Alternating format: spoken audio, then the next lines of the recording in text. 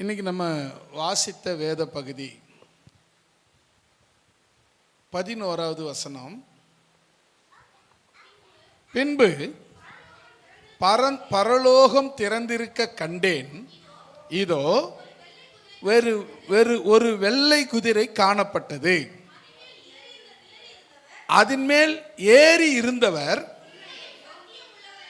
உண்மையும் சத்தியமும் உள்ளவர் எனப்பட்டவர். அவர் நீதியாய் நியாயம் தீர்த்து யுத்தம் பண்ணுகிறார். இப்போ நம்ம இன்னைக்கு பார்க்க போகிற செய்தி என்னன்னு சொன்னால், வெளிப்படுத்தின விசேஷம் 19ஆம் அதிகாரம் 11லிருந்து 21 வரை நம்ம வாசித்தோம். இந்த வசனங்களுக்குள்ளே தான் நம்ம இன்றைக்கி பார்க்க போகிற செய்தி. குறிப்பாக நீங்கள் பார்த்தீங்கன்னு சொன்னால், பரலோகம் திறந்து இருக்குது பார்த்தேன், இதோ ஒரு வெள்ளை குதிரையை பார்த்தேன். வெள்ளை குதிரையை நான் பார்த்தேன், கண்டேன், பார்த்தேன். ஒரு பரலோகம் திறந்திருக்கிறத பார்த்தேன், அப்புறம் அதில் ஒரு வெள்ளை குதிரை இருக்கிறத பார்த்தேன். அதன் மேல் ஏறி இருந்தவர், அது மேலே ஒருத்தர் ஏறி இருந்தார். அவர் எப்படிப்பட்டவர்னா உண்மையும் சத்தியம் உள்ளவர் எனப்பட்டவர். உண்மையும் சத்தியம் உள்ளவர் எனப்பட்டவர். அவர் எப்படிப்பட்டவர்னா நீதியாயம் நியாயம் தீர்த்து யுத்தம் செய்கிறவர், யுத்தம் பண்ணுகிறவர். இப்போ இது யாரா இருக்கும்? நம்ம ஆண்டவராகிய இயேசு கிறிஸ்துவை தவிர வேற யாரும் இருக்கிறதுக்கு முடியவே முடியாது, வாய்ப்பும் கிடையாது. அல்லேலூயா. இப்போ நம்ம பார்க்க போகிற அந்த வசனம் தெளிவாக சொல்லுது பாருங்க. பரலோகம் திறந்து இருக்க கண்டேன். இப்போ இந்த சம்பவம் இப்போ எங்கே நடக்குது? பரலோகத்தில் நடக்குது. அப்போது அது பரலோகத்தில் பார்க்கும்போது, அந்த பரலோகம் திறந்து இருக்கும்போது கொஞ்சம் உத்து பார்த்தேன், அதில் ஒரு வெள்ளை குதிரை இருந்தது. அந்த வெள்ளை குதிரை மேலே ஒருத்தர் ஏறி இருந்தார். அவர் எப்படிப்பட்டவர்னா உண்மையும் சத்தியமுள்ளவர் எனப்பட்டவர். உண்மையும் சத்தியம் உள்ளவர் எனப்பட்டவர். அப்புறம் பாருங்க, அவர் நீதியாய் நியாயம் தீர்க்கிறவர் என்று சொல்லி பார்த்து. இப்போ இந்த வசனத்தில் நாம் இந்த வசனத்தை தான் பார்க்க போகிறோம். இதில் 6 தலைப்பாக நம்ம பார்க்க போகிறோம். இதே வசனம் தான், ஆனால் நம்ம பார்க்க போகிற தலைப்பு 6 தலைப்பில் நம்ம பார்க்க போகிறோம். முதலாவது நம்ம பார்க்க போகிற தலைப்பு வெள்ளை குதிரை. பரலோகம் திறந்திருக்கும் போது நான் பார்த்த ஒரு காட்சி, வெள்ளை குதிரையை பார்த்தேன். வெள்ளை குதிரை. இப்போ இந்த பொதுவாகவே பார்த்தீங்கன்னா, வானம் திறக்கப்படுது, பரலோகம் திறக்கப்படுது, வெள்ளை குதிரை இருக்குது, இதெல்லாம் நம்ம பார்க்குறோம். அது மேலே ஏறி இருந்தவர் ஆண்டவராகிய இயேசு கிறிஸ்து அப்படின்னு பார்க்குறோம். இப்போ இந்த வெள்ளை குதிரையை குறித்து நமக்கு ஒரு தெளிவு வரணும். தேவன் பரலோகத்தில் இருக்கிற எல்லாத்துக்கும் ஒரு அடையாளம் இருக்கிறது.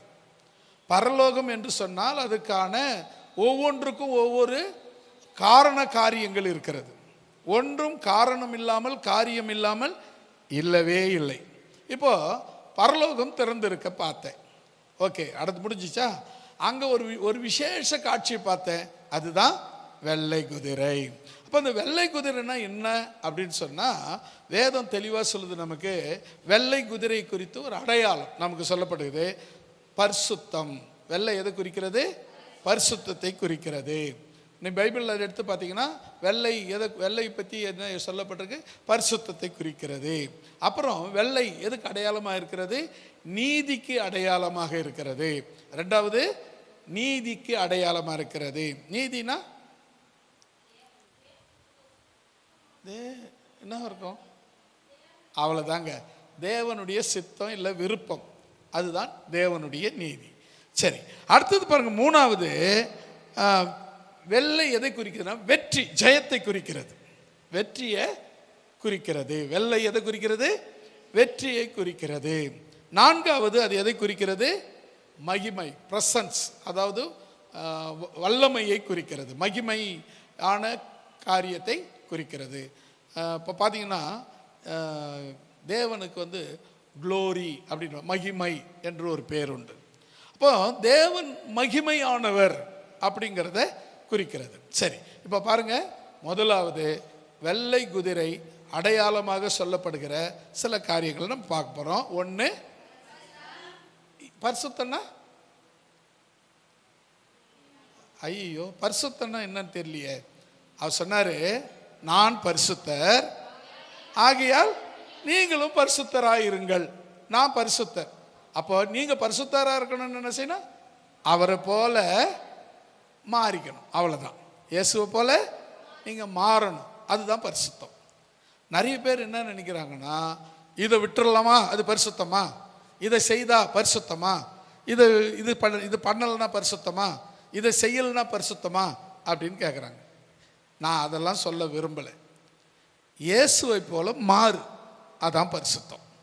அல்லேலூயா. என்ன பண்ணுங்க? இயேசுவை போல மாறு, அதுதான் பரிசுத்தம். அதை விட பரிசுத்தம் எதுவுமே இருக்கிறதுக்கு வாய்ப்பில்லை. ஏன்னா இயேசு சொன்னார், நான் பரிசுத்தர் ஆகையால் நீங்களும் பரிசுத்தமாயிருங்கள். அப்ப என்ன சொல்றாரு? எல்லாரும் என்னை போல மாறுங்கள் அப்படின்னு சொல்றாரு. எதில் மாறணும்? எல்லாவற்றிலும் நான் மாறணும். சில பேர் உருவத்தில் மாறுவாங்க, சில பேர் நீட்டாக முடி வளர்ப்பாங்க. என்ன கேட்டால், இயேசு நீட்டாக முடி வளர்த்து இருந்தார், நீ பாத்தியா அப்படின்னு கேட்கணும். ஏன்னா அவர் நசரேய விரதமாக இருந்தார். அவர் நசரேய விரதம் காத்தார். உயிரோடு இருக்கிற வரை அவர் நசரேய விரதம் காத்தார். அப்படின்னா என்ன அர்த்தம்னா, தலையில சவரகன் கத்தி படக்கூடாது. தலையில் முடிய கத்திரிக்கோளாலேயோ பிளேடு போட்டோ அதை கட் பண்ணக்கூடாது. அப்படியே பிறந்ததுலேருந்து அந்த முடி அப்படியே வளர்க்கப்படணும். அது பரிசுத்தமாக இருக்கணும். தீட்டான இடத்துக்கு போகக்கூடாது, தீட்டானது படக்கூடாது. அப்படி பரிசுத்தமாக அதை காக்கணும். அது நம்மளாலாம் முடியவே முடியாது. அவ்வளவு பரிசுத்தமாக அது காக்கப்படணும். அதுதான் பரிசுத்தம். அப்படி முடியை நீட்டாக வளர்க்குறியா, ஆனால் அது பரிசுத்தமாக காக்கணும், தீட்டுப்படாத பார்த்துக்கணும். அது என்னென்ன தீட்டு நீங்கள் வந்து பார்த்தீங்கன்னா, யாத்திராகமாக 6ஆம் அதிகாரம்னு நினைக்கிறேன், அதில் தெளிவாக சொல்லப்பட்டிருக்கு. யாத்திராகமா என்னாகமான்னு தெரியல, அது நீங்கள் கவனித்து அப்புறமா படிங்க, இப்போ வேண்டாம். அது நசரேய விரதம் அப்படின்னு வரும். அதை பற்றி நீங்கள் தெரிஞ்சுக்கணுன்னா அதை பற்றி அப்புறம் படிங்க. ஆனால் நமக்கு தேவை என்னன்னா, பரிசுத்தம்னா இயேசுவை போல் மாறுவது, அதான் பரிசுத்தம். அல்லேலூயா. ரெண்டாவது, நான் நீதி சொன்னேன். நீதி அது என்னவா இருக்கும் அப்படின்னா, நீங்கள் நிறைய விஷயங்களை பார்த்துங்க. ஆபிரகாம் விசுவாசித்தான், அது அவனுக்கு நீதியாக எண்ணப்பட்டது. அப்போ இந்த ரெண்டாவது நம்ம பார்க்கணும், நமக்குள்ள தேவனை குறித்த அந்த விசுவாசம் நமக்கு இருக்கணும். அல்லேலூயா. இவர் யாருப்பா? இவர் கிறிஸ்டின்ப்பா, ஆனால் இயேசுனா யாருன்னு தெரியாதுப்பா. ஆனால் அவர் கிறிஸ்டின். இவர் யாரு? கிறிஸ்டின். ஆனால் அவருக்கு இயேசுனா யாருன்னு தெரியாது. அப்போ அவர் கிறிஸ்டினா? இயேசுவை அறியாத ஒருவன் எப்படி கிறிஸ்தவனாக இருக்க முடியும்? அப்போ நீங்கள் நல்லா தெரியுங்க, இயேசுவை பாருங்க, ஆபிரகாம் விசுவாசித்தான், அது அவனுக்கு நீதியாக எண்ணப்பட்டது. அப்போ அடுத்தது நீங்கள் சொன்னா, தேவன் பேரில் வைக்கிற விசுவாசம். எல்லாம் எதுக்கு எடுத்தாலும் ஆண்டவர் பார்த்துக்குவார். அப்பா அடுத்த வேலைக்கு சாப்பாடு இல்லைப்பா, ஆண்டவர் பார்த்துக்குவார். ஏய் உனக்கு சுத்தமாக காசு இல்லைடா உன் கையில், ஆண்டவர் பார்த்துக்குவார். இன்னும் இவன் முட்டாள்தனமாக்குறான், குடும்பம் இருக்குது, குழந்தை குட்டி இருக்குது, இதெல்லாம் எப்படி காப்பாற்றுவ? ஆண்டவர் பார்த்துக்குவார்.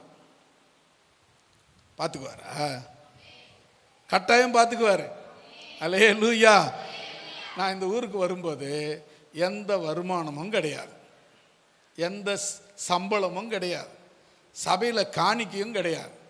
அதிகபட்சம் 2 ரூபாய் இல்லைன்னா 4 ரூபாய் காணிக்கை வரும்.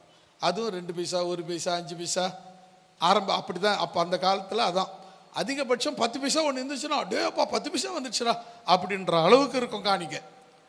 அப்போது காணிக்கையும் இல்லை.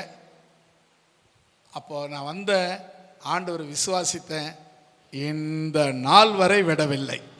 அல்லேலூயா. சொன்னால கைவிட மாட்டார் இயேசு, கைவிட மாட்டார், உன்னை காக்கும் தேவன் இயேசு கைவிட மாட்டார். கைவிட மாட்டார் இயேசு, கைவிட மாட்டார். உன்னை காக்கும் தேவன் இயேசு கைவிட மாட்டார். உன்னை காக்கும் தேவன் இயேசு கைவிட மாட்டார். அல்லேலூயா. கைவிடவே மாட்டாருங்க. என்ன கைவிடல, நிச்சயமா உங்களையும் கைவிட மாட்டார். நான் 86 இருந்து இந்த ஊருக்கு வந்துக்கின்னு போய்க்கின்னு ஊழியம் செய்துட்டு இருந்தேன். 1985 இருந்து 86 85 இருந்து வந்து ஊழியம் செய்துட்டு போயிடுவேன். அப்புறம் ஆண்டவர் சொன்னார், நீ இப்படி பண்ணிட்டு இருந்தால் எப்படா ஊழியம் நடக்கும் அப்படின்னாரு. அப்புறம் 1990 நான் இங்கே வந்து ஒரு வீடு எடுத்து தங்க ஆரம்பித்தேன். பாருங்க, வாடகை கொடுக்கறதுக்கு வழி கிடையாது, வருமானம் கிடையாது, சுத்தமாக எந்த விதமான வரத்துக்கான வழியே கிடையாது. ஆனால் நான் இயேசுவை விசுவாசித்ததனால வந்தேன். இன்னைக்கு நீதியாய் நிற்கிறேன். அல்லேலூயா. அப்போ தேவனை நம்பினவங்க யாரும் வெட்கப்பட்டு போறதே கிடையாது. அல்லேலூயா. அப்போ அந்த விசுவாசம் ரொம்ப முக்கியம். இந்த வெள்ளை குதிரைக்கு அடையாளம் என்ன? ஒன்று பரிசுத்தம். அப்படின்னா என்ன அர்த்தம்? இயேசுவை போல மாறுறது, அவ்வளோதான். ரெண்டாவது நீதினா என்ன அர்த்தம்? அப்படியே விசுவாசி, அவ்வளோதான். காசு இல்லைங்க, வருமானம் இல்லைங்க, அது இல்லைங்க, எல்லாம் அவர் பார்த்துக்குவார். அல்லேலூயா. இப்போ ஆபிரகாமுக்கு இந்த விசுவாசத்தை பற்றி நீங்கள் யோசித்தீங்கன்னா ரொம்ப பயங்கரமாக இருக்கும். ஆண்டவர் வந்து ஈசாக்குக்கு 100 வயசில் ஒரு பையனை கொடுக்குறார். அவன் 100 வயசாக இருக்கும்போது ஒரு பையன் பிறக்கிறான். இப்போ யோசிச்சு பாருங்களேன், 100 வயசில் ஒரு பையன் பிறக்கிறான், அவனை திரும்பி பலியிடுறான்னு வேற கேட்குறாரு. யாராவது மனசு வருமா?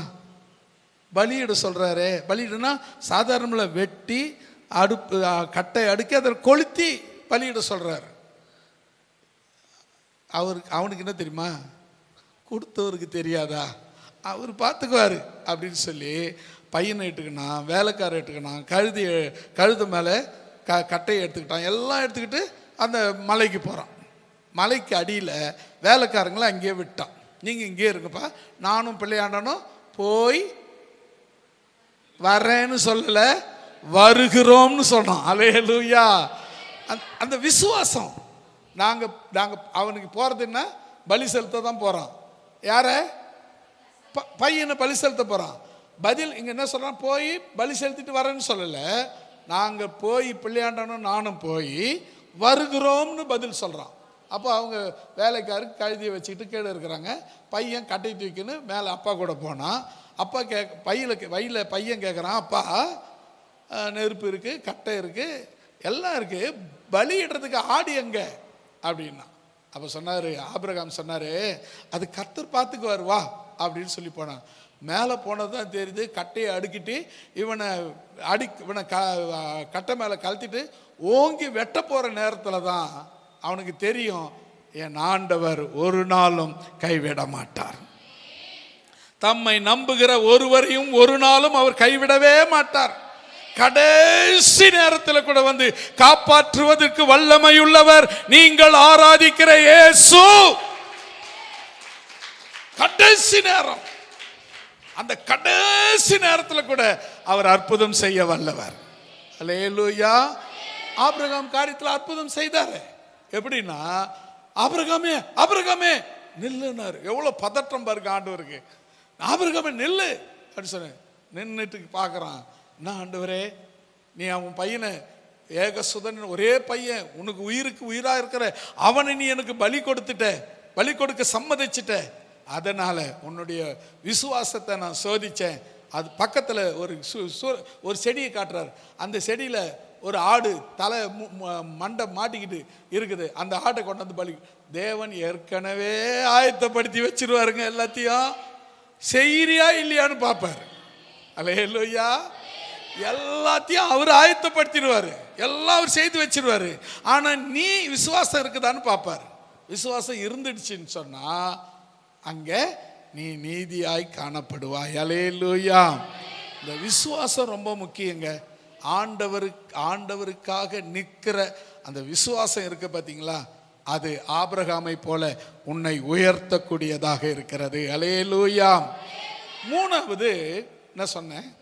வெற்றி. நீ எது எடுத்தாலும் ஜெயம் ஜெயம் ஜெயம் ஜெயம். அல்லேலூயா. ஜெயத்தை குறிக்கிறது, வெற்றியை குறிக்கிறது. எந்த காரியம் எடுத்தாலும் சில பேர் சொல்லுவாங்க, நான் தொட்டாவே அது போயிடுங்க, அழிஞ்சிடுங்க அப்படின்னு சொல்லுவாங்க. தொட்டதெல்லாம் தொலங்கவே தொலங்காது. நான் கையிட்டு செய்கிற வேலையெல்லாம் நாசமாக போகும் அப்படின்னு சொல்லுவாங்க பார்த்தீங்களா. ஆனால் உண்மையாக தேவனுடைய பிள்ளைங்களுக்கு அவங்க கையிட்டு செய்கிறதெல்லாம் வாய்க்கும். அல்லேலூயா. நீங்கள் உண்மையாக தேவனுடைய பிள்ளைகளாக இருந்தால் நீங்கள் கையிட்டு செய்கிறது எல்லாம் வாய்க்கும். அப்போது நான் ஒரு விஷயத்தை செய்கிறேன், அது வாய்க்காமல் போச்சு, நஷ்டமாயிடுச்சு அப்படின்னா நீங்கள் என்ன பண்ணணும்? ஐயோயோ நஷ்டமாயிடுச்சு, ஐயோயோ நஷ்டமாயிடுச்சுன்னு சொல்கிறத விட்டுட்டு தேவ சமூகத்தில் உட்காந்து, ஆண்டவரே என்ன காரணம், என்ன குறை என்னிடத்தில் இருக்கிறது, நான் அதை சரி பண்ணி கொள்கிறேன் என்று ஜெபம் பண்ணும்போது அன்னையிலிருந்து அவர் சொல்றாரு, நீ செய்வதெல்லாம் வாய்க்கும், நீ செய்வதெல்லாம் வாய்க்கும், நீ செய்வதெல்லாம் வாய்க்கும். அல்லேலூயா. சங்கீதக்காரன் அப்படி தான் சொல்கிறாங்க பாருங்களேன். துன்மார்க்கருடைய ஆலோசனையை கேட்காத, பாவி நிற்கிற இடத்துல நிற்காத, பரியாசக்காரன் உட்கார இடத்துல உட்காராத, கர்த்தருடைய வேதத்தில் இரவும் பகலும் பிரியமாக இருந்து அவருடைய வேதத்தை தியானிக்கிற மனுஷன் பாக்கியவான், அவன் என்ன செய்தாலும் வாய்க்கும். அல்லேலூயா. அவன் செய்வதெல்லாம் வாய்க்கும். யாருங்க அது? கர்த்தருடைய வேதத்தில் பிரியமாயிருக்கணும். முதல்ல பார்த்தோம், பரிசுத்தமா இயேசுவை போல மாறணும். ரெண்டாவது தேவன் பேரில் இருக்கிற விசுவாசம். மூணாவது கர்த்தருடைய வசனத்தை நீ உட்கொள்ளணும். எவ்வளோ சாப்பிட்றோன்றது முக்கியம். அதுக்காக போய் பைபிள் ஒரு ஏடு பிச்சு தண்ணியில் கொஞ்சம் ஊற வச்சு மிக்ஸி போட்டு ஒரு அடி அடிச்சு ஒரு டம்ளர் குடிச்சு, அப்பா இன்னைக்கு நான் வசனம் சாப்பிட்டேன்னா உலகத்தில் இருக்கிற பைபிள் மொத்தம் காலி பண்ணிடலாம். அது இல்லைங்க. வசனத்தை உன் உள்ளத்துக்குள் உட்கொள்ள வேண்டும். வசனத்தை வாசிக்கணும், கேட்கணும். வசனம் சொல்ற கர்த்தர் சொல்றாரு, கர்த்தருடைய வசனத்தை கேட்கிறவனும் வாசிக்கிறவனும் அதன்படி நடக்கிறவனும் பாக்கியவான். அல்லேலூயா. யாரெல்லாம் பாக்கியவான்க? வசனத்தை கேட்கிறவன், வசனத்தை படிக்கிறவன், வசனத்தின்படி நடக்கிறவன் பாக்கியவான். அல்லேலூயா. இப்போ மூணாவது என்னன்னு சொன்னால், அந்த வெள்ளை நிறத்துக்கு அடையாளம் வெற்றி. வெற்றி எதை குறிக்கிறதுன்னு சொன்னால், நாம் நம்முடைய தேவனுடைய வசனத்தை உட்கொள்ளுகிற, கை கொள்ளுகிற, வாசிக்கிற, அதை நேசிக்கிற காரியங்களை குறிக்கிறது. அல்லேலூயா. அடுத்தது மகிமை. நான்காவது சொன்னேன் மகிமைன்னு சொன்னேன். மகிமைன்னா வல்லமை. வல்லமைன்னா பவர். கரெக்ட். இப்போ கரண்ட் இருக்கா? எப்படி சொல்கிறீங்க? கையை வச்சு பார்த்தீங்களா? இல்லை. எப்படி பார்த்தீங்க? லைட் எரியுது, ஃபேன் ஓடுது, லைட் எரியுது, மைக்கெலாம் ஆனில் ஒர்க் பண்ணுது அப்படின்னா கரண்ட் இருக்குது, பவர் இருக்குது. இப்போ பவர் இல்லை, ஒன்றும் இல்லை, அவ்வளோதான். லைட் எரியாது, ஃபேன் ஓடாது, மைக்கு பேசாது. Close, complete close. அப்போது ஒவ்வொரு மனித வாழ்க்கைக்கும் பவர் அவசியம். அல்லேலூயா. சில பேர் என்ன பண்ணுறாங்கன்னா, அது அரசியல் பவரை தேடிக்கிட்டு இருக்காங்க. ஆனால் வசனம் என்ன சொல்லுதுன்னா, மெய்யான பவர் சொல்லுது. அரசியல் பவர்லாம் ஒரு 5 வருஷம், அதுக்கப்புறம் திரும்பி ஜெயிச்சாதான் பவர், இல்லைன்னா இல்லை. ஆனால் ஆண்டவருடைய பவர்னா நீ சாகர வரலாம். அல்லேலூயா. அப்போஸ்தலர் 10:38 நசரேயனாகிய தேவன், நசரேயனாகிய இயேசுவை தேவன் பரிசுத்த ஆவியினாலும் வல்லமையினாலும் அபிஷேகம் பண்ணினார். தேவன் அபிஷேகம் பண்ணதுனால தேவன் அவரோடு கூட இருந்தார். தேவன் அவரோடு கூட இருந்தபடியால் அவர் நன்மை செய்கிறவராகவும் பிசாசின் வல்லமையில் அகப்பட்ட யாவரையும் குணமாக்குகிறவராகவும் சுற்றி திரிந்தார். அல்லேலூயா. கரங்களை தட்டி கர்த்தருடைய நாமத்தை மகிமைப்படுத்துவோம். அல்லேலூயா. என்ன அருமையான வார்த்தை பாருங்களேன். பவர். லைஃப்ல பவர் இல்லாத வேஸ்ட்டுங்க. ஒரு பவர் இல்லாத விசுவாசியா நீ இருந்தேன்னா வேஸ்ட்டு. நீ பவர் உள்ள விசுவாசியா இருக்கணும். என்ன பவரு? பணம் இருக்கணும், இல்லை அதிகாரம் இருக்கணும் அப்படின்னு நினச்சிங்கன்னா அதுதான் இல்லை. அதெல்லாம் ஒரு நாளைக்கு நம்மளை விட்டு போயிடும். பணம் போயிடும்.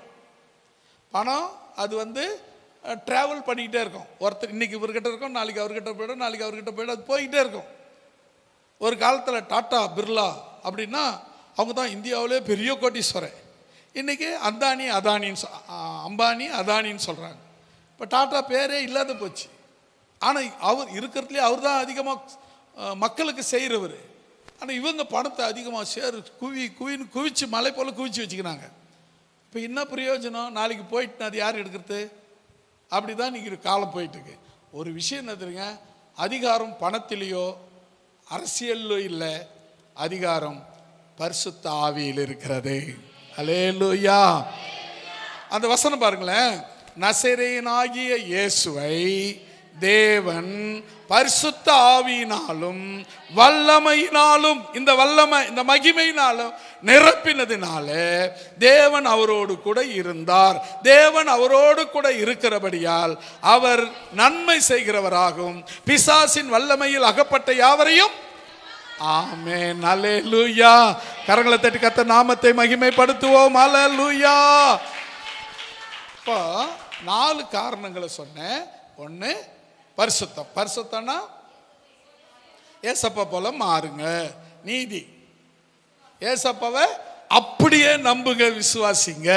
3 வெற்றி. வெற்றி எது குறிக்கிறது? வேத வசனங்களை குறிக்கிறது. வேத வசனங்களை தினம் வாசிங்க, தியானிங்க, அதை உங்க வாழ்க்கையில் பயன்படுத்துங்க. 4வது மகிமை. மகிமை எது குறிக்கிறது? வல்லமை. வல்லமை எது குறிக்கிறது? பரிசுத்த ஆவியினுடைய அபிஷேகத்தை குறிக்கிறது. அல்லேலூயா. இப்போ நம்ம முதல் தலைப்பை பார்த்துட்டோம், வெள்ளை குதிரை பார்த்துட்டோம். 2வது வெள்ளை அந்த குதிரையின் மேல் ஏறி இருந்தவர். 11வது வசனத்தை மறுபடியும் படிங்க. பின்பு பரலோகம் திறந்திருக்க கண்டேன், இதோ வெள்ளை குதிரை காணப்பட்டது, அதன் மேல் ஏறி இருந்தவர் உண்மையும் சத்தியமுள்ளவர் எனப்பட்டவர், அவர் நீதியாய் நியாயம் தீர்த்து யுத்தம் பண்ணுகிறார். 13வது வசனம், ரத்தத்தில் துவைக்கப்பட்ட வஸ்திரத்தை தரித்திருந்தார், அவருடைய நாமம் தேவனுடைய வார்த்தை என்பதே. 16வது வசனம், 16வது வசனம், ராஜாதி ராஜா கர்த்தாதி கர்த்தா என்னும் நாமம் அவருடைய வஸ்திரத்தின் மேலும் அவர் தொடையின் மேலும் எழுதப்பட்டிருந்தது. அல்லேலூயா. அவர் ஒருத்தர் ஏறி இருந்தாரு, அவர் யாரு? இதான் 2வது கேள்வி. அந்த குதிரை, வெள்ளை குதிரை மேலே ஒருத்தர் ஏறி இருந்தார், அவர் யார் அப்படின்னு பார்க்கும்போது 11வது வசனம், 13வது வசனம், 16வது வசனத்தில் அவர் யாருன்னு சொல்லப்பட்டிருக்கு. முதல்ல பாருங்க, அவர் உண்மையுள்ளவரும் சத்தியம் உள்ளவருமாய் இருக்கிறார். அல்லேலூயா. அவர் யாரா? உண்மையுள்ளவரும் சத்தியம் உள்ளவருமாய் இருக்கிறார். அதுக்கு அடுத்தது பாருங்க, அவர் நீதியோடு நியாயம் தீர்த்து யுத்தம் செய்கிறவராக இருக்கிறார். 3வது, அவர் தேவனுடைய வார்த்தையாக இருக்கிறார். அடுத்தது பார்த்தீங்கன்னா, அவர் தான் ஆண்டவராகிய இயேசு கிறிஸ்து, ஜீசஸ் கிரைஸ்ட் என்று சுட்டிக்காட்டு பொருள்படுகிறது. 5வது பார்த்தீங்கன்னா, அவர் ராஜாதி ராஜா கர்த்தாதி கர்த்தர். அல்லேலூயா. இந்த 3 வசனங்கள்ல அவர் யாருன்னு தெளிவா சொல்லப்பட்டிருக்கிறார். இந்த 3 வசனங்களை கவனிச்சு பாருங்களேன், அவர் யாருன்னு தெளிவா சொல்லப்பட்டிருக்கு. இப்ப சொல்லலாமா? அவர் யாரு? உண்மையுள்ளவரும் சத்தியம் உள்ளவரும், அவர் நீதியோடு நியாயம் தீர்த்து யுத்தம் செய்கிறவரும், தேவனுடைய வார்த்தை என்று சொல்லப்படுகிறவரும், அவர்தான் ஜீசஸ் கிரைஸ்ட், இயேசு கிறிஸ்து என்றும் சுட்டி காட்டப்படுகிறது. அவர் ராஜாதி ராஜா கர்த்தாதி கர்த்தர். அல்லேலூயா. குதிரை மேல ஏறி இருந்தவர் யாருன்னு சொன்னா, அவர் அரசர்களுக்கெல்லாம் ஆண்டவர், அரசர்களுக்கெல்லாம் மேலானவர், அதிகாரங்களுக்கெல்லாம் அதிகாரமுடைய ஒரே ஆண்டவர் நம்முடைய கர்த்தராகிய இயேசு கிறிஸ்துவே. அல்லேலூயா. எப்படிங்கிறது? அரசருக்கெல்லாம் அரசருக்கெல்லாம் அரசர், ஆண்டவருக்கெல்லாம் ஆண்டவர், எல்லா துரைத்தனம் அதிகாரமும் பெற்ற ஒரே தெய்வம் ஆண்டவராகிய இயேசு கிறிஸ்து. அல்லேலூயா. ஆண்டவராண்ட போய் ஒருத்தருக்கு சுகம் கிடைக்கலன்னா அவங்க எங்கே போனாலும் சுகம் கிடைக்காது. ஏன்னா அவர் தான் எண்ட் ஆஃப் த டிபார்ட்மெண்ட்டு, முடிவு அங்கே தான். அங்கே போய் முடியலன்னா நீ எங்கே போனாலும் முடியாது.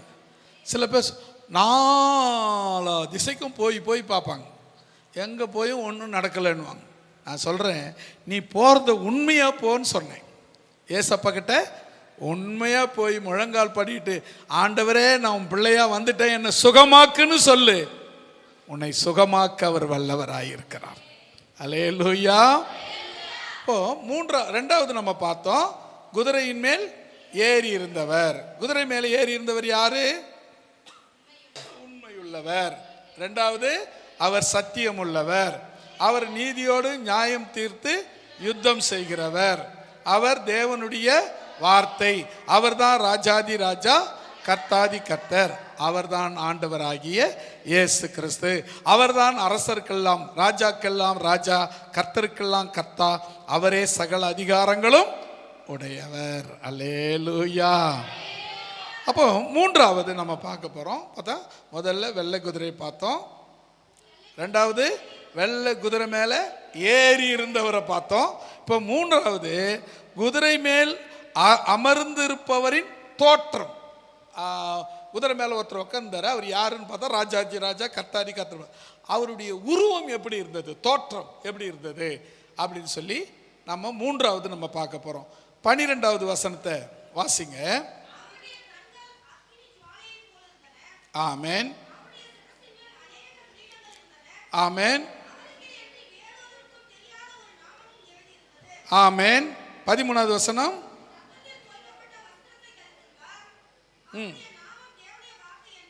ஆமென். அல்லேலூயா சொல்லலாமா? இப்போ ஆண்டவர் எப்படி இருக்கிறார்? நீங்க உங்களை கேட்டால் எப்படி இருப்பார், எப்படி இருக்காரு சொன்ன கேட்டால் என்ன சொல்லுவீங்க?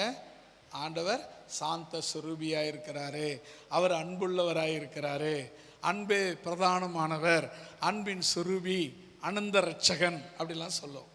ஆனால் யோவான் சொல்றாரு, அவரை பார்த்துட்டு சொல்றாரு. எப்போ பார்த்தாரு? பத்ம தீவில் ஒரு தரிசனம் பார்த்து, அந்த தரிசனத்தில் பார்க்குறாரு. எப்படி பார்க்குறாருன்னா, அவருடைய கண்கள் எப்படி இருந்ததான் தெரியுமா? அக்கினி ஜுவாலை போல எரிந்து கொண்டிருக்கிற ஒரு ஜுவாலை போல தெரிகிறது. அல்லேலூயா.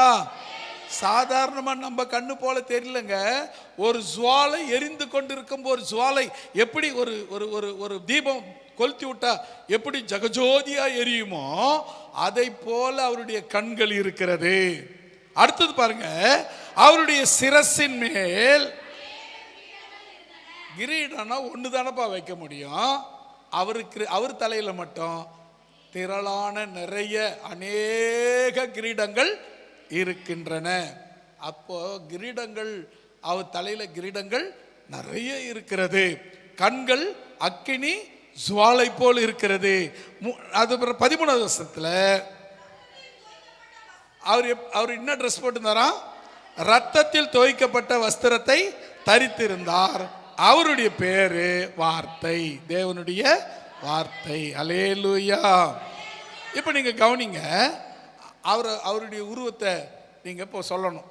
இப்போ யோவான் சொல்லிட்டாரு, அவர் உருவத்தை நான் இப்படி தான் பார்த்தேன்பா அப்படின்னு சொன்னார். என்ன சொல்றாருன்னா, அவருடைய கண்கள் அக்கினி ஜுவாலை போல் இருந்தது. நீங்க இந்த இந்த இந்த அக்கினி ஜுவாலை எப்படின்னா பார்த்துருக்கீங்களா? பைபிள்ல சொல்லட்டுமா? அப்போஸ்தலர் 2ஆம் அதிகாரம் அந்த சம்பவம் வரும். அப்போ ஒரு சொல்றாரு, பெந்தகோஸ்தே என்னும் ஒரு நாள் வந்தது, அவர்கள் எல்லாரும் ஒருமனப்பட்டு ஒரு இடத்துல கூடி இருந்தார்கள். அப்பொழுது பலத்த இடிமுழக்கமோடு காற்று அடிச்சது. வானத்திலிருந்து ஒரு சத்தம், சடுதிய சீக்கிரமா ஒரு சத்தம் வந்துச்சு.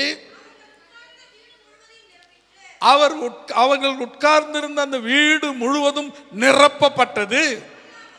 அது மட்டும் இல்ல, அக்கினிமயமான நாவுகள் இறங்கி வர கண்டேன். கரங்களை தட்டி கர்த்தர் நாமத்தை மகிமைப்படுத்துவோம். ஹல்லேலூயா. அந்த நாவுகள் எப்படி இருந்ததாம்? அந்த நாவுகள் எப்படி இருந்தா? அக்கினிமயமான நாவுகள், பிரிந்திருக்கிற நாவுகள் இறங்கி வர கண்டேன். சொல்ல பாருங்க, எப்படி அந்த நாவுகள் எரிந்து கொண்டிருக்கிற அக்கினியை போல இருக்கிற ஒரு நாவு. இப்போ அதே இடத்துல இங்க சொல்றாரு, அவர் கண்கள் எப்படி இருந்ததா? ஜுவாலை போல எரிந்து கொண்டிருக்கிற நெருப்பு போல இருந்தது. எரிந்து ஒரு பந்தம் கொளுத்தி வச்சு பாருங்களேன், அது அந்த அது எரியறது, கொழுந்துட்டு எரியறது மேல் நோக்கி இருக்கும். அதே அந்த பந்தத்தை நீங்கள் திருப்பி தலைகீழாக பிடிச்சாலும் அது மேல் நோக்கி தான் எரியும். அந்த கொழுந்துட்டு எரியிற அந்த மேல் அனுபவம் மேலே தான் இருக்கும். பாருங்க, அவருடைய கண்களை குறித்து நமக்கு ஒரு அவசியம் தெரியணும்.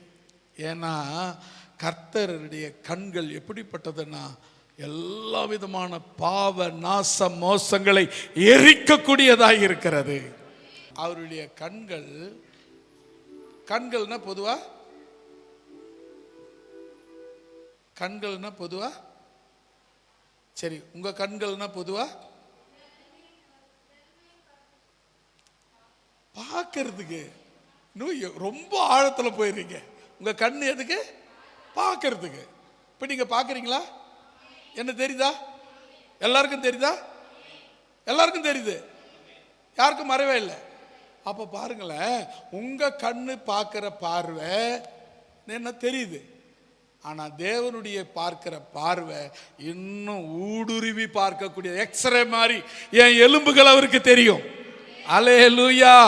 என் உள்ளந்தரங்கள் அவருக்கு தெரியும். என்னிடத்தில் மறைவு அவருக்கு ஒன்றுமில்லை. அல்லேலூயா. என்னிடத்தில் எல்லாம் அறிந்திருக்கிறார் அவர். அல்லேலூயா. அப்ப கவனிக்க வேண்டிய விஷயம் என்னன்னு சொன்னா, அவர் கண்கள் ஊடுருவி போகக்கூடியதாக இருக்கிறது. நாம் மேல் முகத்தை நாம் பார்த்தோன்னு என்ன சொல்லுவோம்? முகத்தை மட்டும் பார்த்து இவருக்கு முகத்தை இப்படி இருக்கு அப்படி இருக்குன்னு முகத்தை பார்த்து ஒரு சில கண்டுபிடிப்போம். கொஞ்சம் வேசனமா இருக்காரு, துக்கமா இருக்காரு, சந்தோஷமா இருக்கிறாரு அப்படி சொல்லுவோம். ஆனா ஆண்டவர் நேரடியா டைரக்டா இருதயத்துக்கு போய் உன் இருதயத்துல என்ன இருக்குன்னு அலசி ஆராய்ந்து பார்க்கக்கூடிய கண்கள் என் ஆண்டவருடைய கண்கள். அல்லேலூயா. இந்த கிரீடம் என்பது எதை குறிக்கிறதுனா, அதிகாரத்தை குறிக்கிறது. இப்போ ஆண்டவருடைய தலைமையில அநேக கிரீடம். அப்போ எவ்வளவு அதிகாரம் இருக்குது? அநேகத்துக்கும் அதிகாரி இயேசு கிறிஸ்து மட்டும்தான். அல்லேலூயா. இப்படி சொல்லலாமா? எல்லாத்துக்கும் அதிகாரி நான் என்னுடைய ஆண்டவர் இயேசு கிறிஸ்து தான். ஆமென். அல்லேலூயா. இப்போ கிரீடம் எதை குறிக்கிறது? அதிகாரத்தை குறிக்கிறது. அப்போ கவனிக்க வேண்டிய விஷயம் என்னன்னு சொன்னா, ஆண்டவர் தலைமையில அநேக கிரீடங்களை இந்த யோவான் பார்க்கிறாரு. அவர் தலை மேல அநேக கிரீடங்கள் இருக்குது. அப்படின்னா என்ன அர்த்தம்? எல்லா அதிகாரமும், எல்லா வல்லமையும், எல்லா துரைத்தனமும் அவருக்கே உரியது. அல்லேலூயா. அவர் சொல்ல ஆகும், அவர் கட்டளையிட நிற்கும். அவர் சொன்னா போதும், எல்லாம் சொன்னபடி நடக்கும். அவர் சொல்றது அப்படியே நிற்கும், அப்படியே நடக்கும்.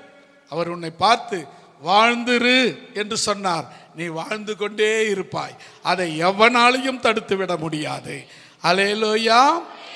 அப்புறம் பாருங்க, எல்லா ராஜ்யங்கள் மீது ஆட்சி, எல்லா அரசாட்சிகளும் பார்த்தீங்கன்னா சில நாடுகள்லாம் இப்போ நம்ம இந்தியா வந்துன்னா அவங்க இந்து நாடுன்னு சொல்லிங்கிறாங்க.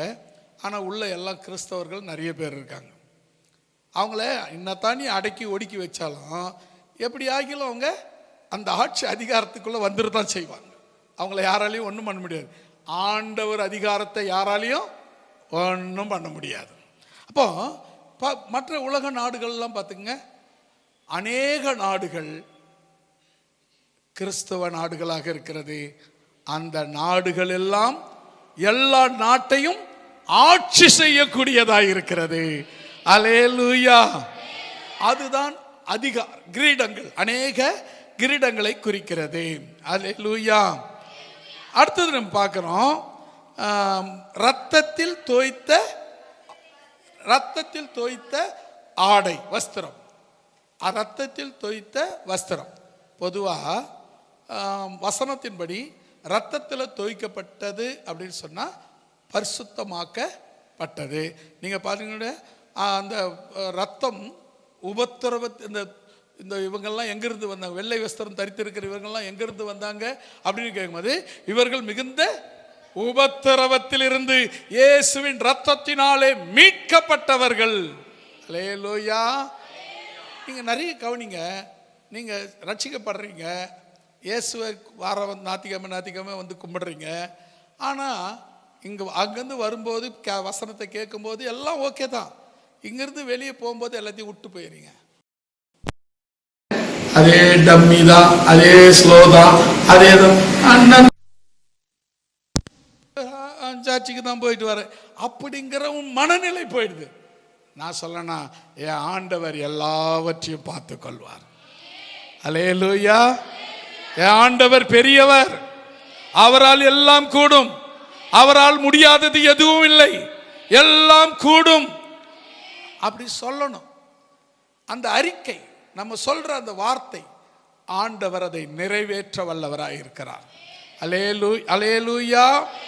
இப்போ இந்த வஸ்திரத்தில் தோய்த்த உடை, வஸ்திரம் என்பது, ரத்தத்தில் தோய்த்த வஸ்திரம் என்பது நாம் தோய்த்து சுத்தமாக்கப்பட்ட, வெளுக்கப்பட்ட, வெண்மையாக்கப்பட்ட வஸ்திரமாக இருக்கிறது. அதற்கு 2 முக்கிய விளக்கங்கள் நம்ம பார்க்கிறோம். ஒன்று, இயேசு கிறிஸ்துவின் சிலுவையில் சிந்தப்பட்ட ரத்தம்.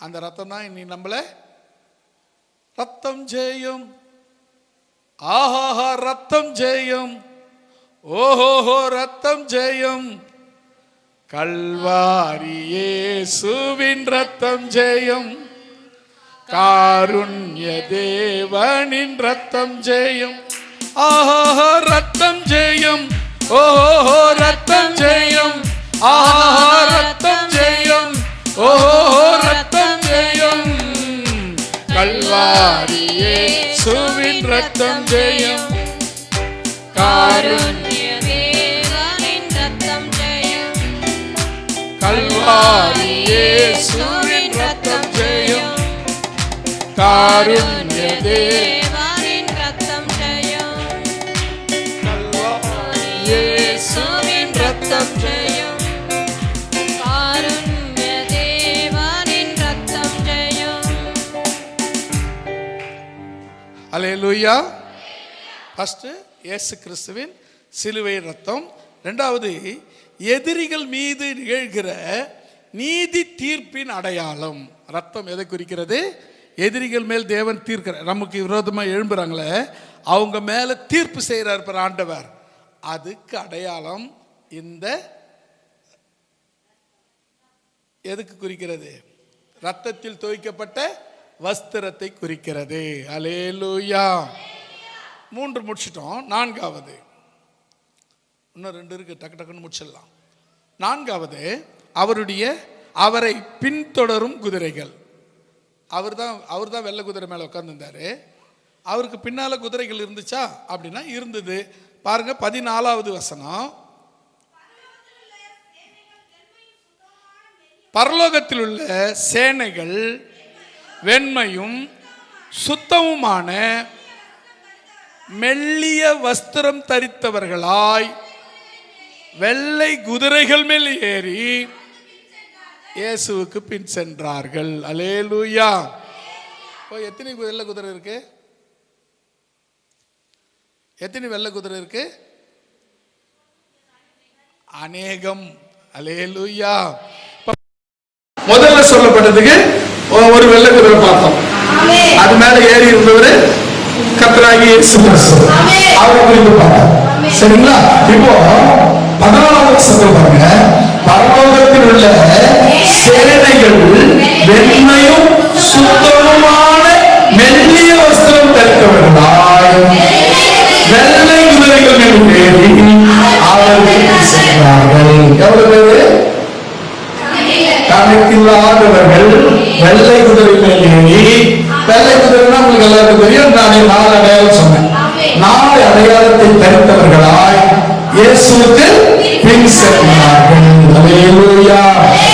பொதுவாகவே பரலோகத்தின் சேனை வெள்ளை குதிரை ஏறி அவர் பின் செல்கிறார்கள். பரலோகத்துல ஒரு சேனை இருக்கு, அந்த சேனை வெள்ளை குதிரை மேல் ஏறி இயேசுவுக்கு பின் செல்கிறார்கள் என்று வேதவசனம் சொல்கிறது. அல்லேலூயா. இங்கு பல வெள்ளை குதிரைகள் இருக்கிறது, ஒன்று இல்ல பல வெள்ளை குதிரைகள் இருக்கிறது என்று குறிப்பிடுகிறது. அப்போ இந்த ஒரு வெள்ளை குதிரை ஒத்தியாவது ஏசப்பாடு, இந்த பல வெள்ளை குதிரை இருக்கு, அதெல்லாம் யாரு அப்படின்னு சொன்னா வேதவசனம் சொல்லுது, தேவ தூதர்கள் அல்லது மீட்கப்பட்ட பரிசுத்தவான்கள் என்று வேதம் சொல்கிறது. அல்லேலூயா.